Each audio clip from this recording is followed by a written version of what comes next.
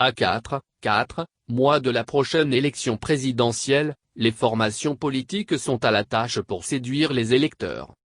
Le RHDP réuni hier à la rue Les Pics à Cocody lors d'une réunion express après le décès de leur candidat Amadou Gon Coulibaly a fait savoir que celui qui devra défendre les couleurs de la coalition au pouvoir sera connu la semaine d'après le 17 juillet, date d'inhumation du petit-fils de Pelefort Ogon, patriarche et chef suprême des Sénoufos.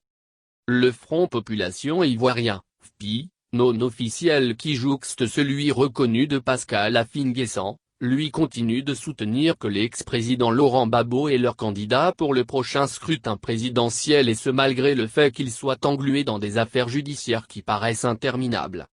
En tout cas, c'est ce qu'a laissé croire Marie-Odette Laure-Oignon hier soir à Koumassi devant les militants du FPI, comme constaté sur place par Kouassi.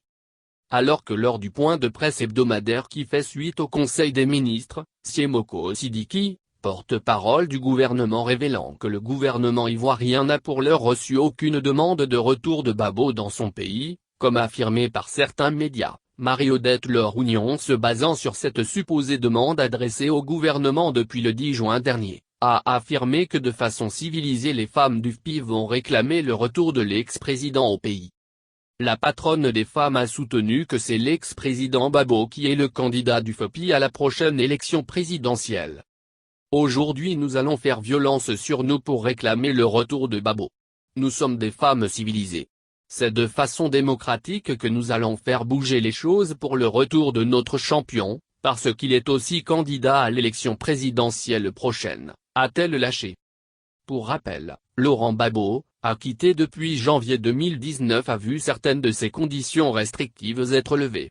Ce dernier désormais libre de tout mouvement en tout temps et en tout lieu, reste toujours sous une procédure. Les différentes parties au procès sont en attente de la décision des juges de la chambre d'appel après les audiences du 22 au 24 juin dernier. Fatou Bensouda a fait appel à la décision de la majorité des juges de la chambre de première instance contre l'acquittement de Laurent Gbagbo et son bras droit Blé Goudé prononcé le 15 janvier 2019.